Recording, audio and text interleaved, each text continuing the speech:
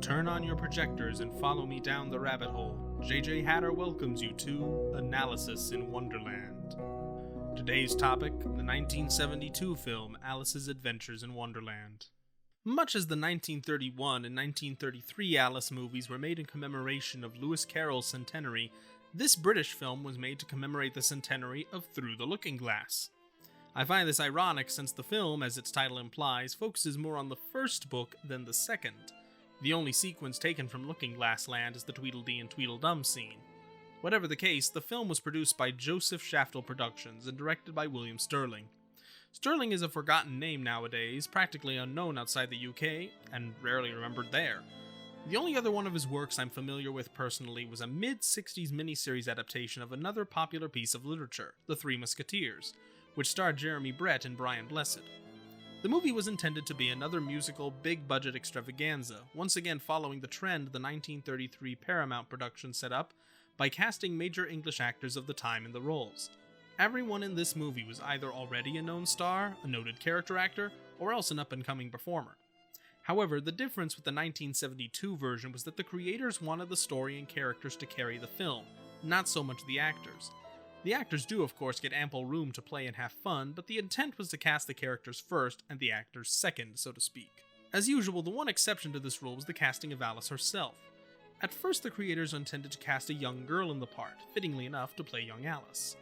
Many young actresses, some better known than others, were considered and even auditioned for the role, among them Julie Dawn Cole, who many will recall for playing Veruca Salt in Willy Wonka and the Chocolate Factory.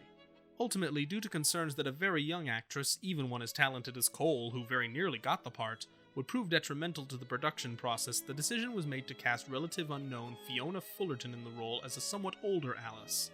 Despite her starring role in this production, perhaps ironically, Fullerton would become more well remembered for her performance in a much smaller part as a KGB spy in the James Bond movie A View to a Kill, about 13 years later. Goes to show you the power of Bond, I guess. Anyway, the budget of the film is slated in records as being £700,000, which would be somewhere between $2 and $3 million US dollars. While the movie ultimately received 2 BAFTA awards, one for Best Cinematography and another for Best Costume Design, it once again met the fate so many versions of Wonderland seem doomed to meet: bad box office returns. I unfortunately was not able to find an accurate record as to how much the movie actually made or failed to make, but by all accounts, it was a dismal failure. In fact, the film was so poorly received it rapidly faded into obscurity and, despite being made in the 70s, is actually a public domain feature. It has been released numerous times in varying quality on VHS and DVD by at least a half dozen companies. I myself own at least 3 or 4 different copies of this film alone, each one in different condition. As far as I know, only one release has kept the movie in its original widescreen format, but even that version appears relatively fuzzy in terms of picture quality. While almost completely unknown in most countries, including the USA, the film has actually gained something of a cult classic status in its native country, of the United Kingdom. And several times people have petitioned or otherwise made efforts to have some real restoration done on the picture. To date, these attempts have been unsuccessful. It's sad to think a film that was awarded for its cinematography may never be viewed in its proper state, so to speak. With all this told, we once again must ask ourselves the question: how does the movie hold up? Is it a good and unappreciated adaptation, or simply a production that was doomed to fail? When I discussed the 1951 Disney animated feature in my previous video, I mentioned that there is, in my opinion, a difference between favorite and best. Disney's classic animated film is, in my opinion, the best adaptation of the books put to screen, on the grounds that there's really nothing outright wrong with it. True, it strays from the source material in several places, but it stays true to the style and spirit of the piece, and none of the changes it makes are necessarily bad ones. However, while the Disney film is undeniably one of my favorites, I don't think I'd go so far as to say it is my favorite. Believe it or not, that right might go to this version. And to be perfectly honest, I'm not entirely sure why, so I'm not going to bother even trying to explain that. Just please keep that fact in mind as I go on. Now, the images I'm showing you here are from the best quality edition I have on soft copy. This is essentially the second best quality copy of the movie. The best is undeniably the widescreen edition, but I unfortunately do not have it in digital format. I won't comment on the cinematography since again it's hard to judge that given the state the picture is in. However, I will comment on 3 other things that I think make this film good: the performers, the music, and the costumes. The actors in this film, as I said before, either were or still are big names in the industry. Granted, many of them have passed away, but they are widely still considered to be among the best in the business. Perhaps the most noteworthy figure in the cast, aside from Fiona Fullerton's Alice, is Michael Crawford as the White Rabbit. Yes, Phantom of the Opera fans, that Michael Crawford. This film was released a full 14 years before Crawford's debut as Eric, and at the time he was still just an up-and-comer, and actually known for playing comedic characters. Crawford is unrecognizable under the makeup and costume. You can say that for a lot of people in this movie. Which helps him sink totally into the part. He's a bit snappier and, one might say, meaner than most interpretations of the character, but he's still a lot of fun. Whenever the film is put to DVD, the actors I most often see touted, aside from Crawford, are Peter Sellers and Dudley Moore, who play the March Hare and the Dormouse respectively. The two are a delight, of course, and Moore's Dormouse is more energetic than most, and they have great chemistry with their Mad Hatter. The Hatter is played by Sir Robert Helpman. Helpman was one of the most influential performers in English theatre history, best known in England for his work as a dancer and musical performer. The dance-focused Helpman Awards are even named in his honor. Film audiences will remember him best, however, as the malevolent child catcher from Chitty Chitty Bang Bang, which came out a few years prior. I guess he had a thing for playing crazy guys in top hats. Flora Robson plays the Queen of Hearts as a much sterner, colder, more regal figure than most other portrayals. It's a very different take on the characters described in the book and seen in most adaptations, but personally I like it a lot. It's possibly my favorite. Robson was known throughout her life for playing femme fatales and queenly characters. One could argue that her performance as the Queen here, which was in fact one of her final performances, is a culmination and tribute to her talents and type. Peter Bull plays the Duchess. The character has actually been played several times as a drag role, both before and after this film, and Bull's turn in the part is one of my personal favorites. Fiona Fullerton's Alice is once again among my favorites. Her age is sometimes distracting for people, but personally I've never minded. In point of fact, most live-action portrayals of Alice are played by young ladies in their teenage years, not by young girls who are closer to the ones described in the book. Even Catherine Beaumont, who voiced Alice in the Disney film, was a teenager. Fullerton's sophisticated but impish brunette has always borne, for me at least, a striking resemblance to a more famous Alice, that being the one from the popular American McGee games. I and a few others have wondered if perhaps the movie, or at least the appearance of Alice in it, inspired something in McGee and his artists, but I wouldn't stake my life on it. Dennis Price is perfectly picturesque as the King of Hearts. Sir Michael Hordern is a magnificently morose mock turtle. Sir Ralph Richardson, no stranger to playing sagely and mysterious figures throughout his career, does a fine job as the Caterpillar. Frankly, if I were to talk about everyone in this cast and how great a job they do, we'd be here all day. The costumes for the movie tend to get mixed reactions from people. Again, they received an award in their day, and while I can plainly see why, I can also see why some may be a little put off by them. None of them are as cumbersome or absurd as the designs in the Paramount film, riding a thin line between intricate and complex, and actually fairly simplistic. The color selection is deliberately based, at least for the most part, on the choices made by Sir John Tenniel in The Nursery Alice, which was a color-illustrated and slightly simplified edition of the stories intended for very young readers. These color choices extend to the sets, which are very deliberately theatrical in nature, for the most part, and have the pastel look of Easter about them. Most of these outfits look great and are actually among my favorites. There's something of a toy-like quality to a lot of them, and while some of them have their faults, the effort shines through. I'd like to pause here to actually mention one of my few complaints about this version, and it's probably my personal biggest complaint. The Cheshire Cat. The cat is played by Roy Kinnear, who is yet another Willy Wonka and Julie Dawn Cole connection, having played Veruca's father, Mr. Salt, in the film.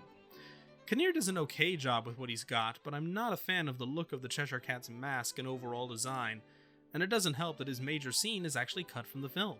A few production stills do exist, proving the scene was made, but the final sequence was edited out for time. This boggles my mind since A, I'd argue the "we're all mad here" scene is possibly the most important in the entire blasted book, and B, if time was of the essence, why not cut out Tweedledee and Tweedledum? Don't get me wrong, Fred and Frank Cox, notable twin performers of the time, are a great fit and do a fantastic job, but in a movie entitled Alice's Adventures in Wonderland, trying so hard to fit to the style and story of the book, if you're going to cut anything, cut out the characters from the sequel. My guess is that because the Tweedle scene is relatively short and they actually have a song to go with them, which, by all accounts, We're All Mad Here did not, they decided to keep them in. The fact it was the centenary of the second book might have had something to do with it as well. It's just a shame to me that of all the characters and actors who do so well in the film, the Cheshire Cat seems to get the short end of the stick. And so we come to the music. The film was composed by John Barry, and all of the songs were given lyrics by Don Black. I know nothing about Black, but Barry is known for working on various Bond films, incidentally including A View to a Kill. Those familiar with the bombastic nature of the Bond soundtracks may be surprised by the approach Barry takes to this movie. There's a very dreamlike, sort of surreal, at times even sad feeling to the whole film, and a large part of that comes directly out of Barry's music. There are more strings in this orchestra than you'll find in a textile plant. He and Black deliberately tried to fashion this movie into something of an operetta. There are 21 separate songs in the film, counting reprisals, and 24 major musical set pieces if you include dance numbers. And this is not even including 2 other songs that are found on the movie's soundtrack but were ultimately cut from the picture itself. The music is okay. Some of the songs are hit and miss, some are catchy and interesting, and then others are a little less memorable. The music itself, in terms of the score, takes a less whimsical and wild approach to things, once again going for a more surreal and even haunting tone at times, but it doesn't stay ethereal forever. The Mad Tea Party gets perhaps the most famous song in the movie, the Pun Song, which is exactly what it sounds like, and there are a few other catchy ditties sprinkled throughout too. However, while the songs and music are alright, a common complaint about the picture is the choreography. The film was choreographed by Terry Gilbert, with assistance in some scenes from Sir Robert Helpman himself. And, well, let's just say it's neither of their best works. A lot of it is very simple, and at times it even looks a little clumsy. A few scenes and sequences work out okay, but for the most part it's pretty tame and loose. To be fair, the number of trained dancers in the film was likely very small, and the costumes probably didn't always help, so I can forgive it. So, we come to the conclusion. Rating, 8 out of 10. In all honesty, giving a lower rating would be easy, but my personal bias for this production shines through a lot. I'm not sure what it is about this adaptation, but its dreamlike qualities of style and the production values in it, while at times perhaps a little inconsistent, make it most endearing and charming to me. However, it is not without its flaws. It can at times feel a bit slow, some people find the abundance of songs tiring, and the choreography could have been much better. I personally also take umbrage at the criminal underuse of the Cheshire Cat. But that said, on the whole, if you're a major fan of the Carol classic, you'll find a lot to enjoy in this very sincere, well-acted, and somewhat surreal interpretation. It's just a pity that a proper restoration has never successfully been released to date. Top 6 characters. Sir Michael Hordern and Spike Milligan as the Mock Turtle and Griffin. Hordern, along with perhaps Cary Grant from the Paramount version, perhaps comes the closest to depicting the turtle's melancholic consistency. And Milligan's shrill warble is amusing and weird without ever being obnoxious. The costumes are a little on the iffy side, but not too shabby. Flora Robson is the Queen of Hearts. Again, not quite the fury Carol describes in his book, nor the tantrum-throwing child most audiences will expect, but that's part of why I like her. She's still quite childish at times, often shown pouting and huffing, but she comes across as much colder and more calculating than most other takes on the Queen. Peter Bull and Patsy Rowlands as the Duchess and the Cook. I mentioned Peter Bull briefly, but Rowlands is equally wonderful in the somewhat smaller role of the cook. These are my picks for the definitive takes on the characters. Fiona Fullerton is Alice, more mature than most, both in appearance and personality, but still very sweet and curious and interesting to watch on the whole. Alice is a tough character to nail down. She is essentially our guide and anchor in this crazy road trip of a story. It takes a good performer to make her interesting to watch on her own accord. Michael Crawford is the White Rabbit. Again, it's hard to believe the Phantom could be so freaking adorable, and the design of the costume and makeup is just perfect, at least in my opinion. And Sir Robert Helpman, Peter Sellers, and Dudley Moore as the Mad Tea Party. I initially was just going to give this to Helpman's Hatter, but the more I thought about it, the more I felt that Sellers and Moore deserve some credit too. Helpman and Sellers, in my opinion, are possibly the closest to the book characters we've ever gotten, and Moore makes a delightfully mercurial Dormouse, switching swiftly from sleepy and blithe to energetic and rowdy easily. It isn't just their star power that gets them credit on various DVD releases. Next time, the 1999 Hallmark TV film production.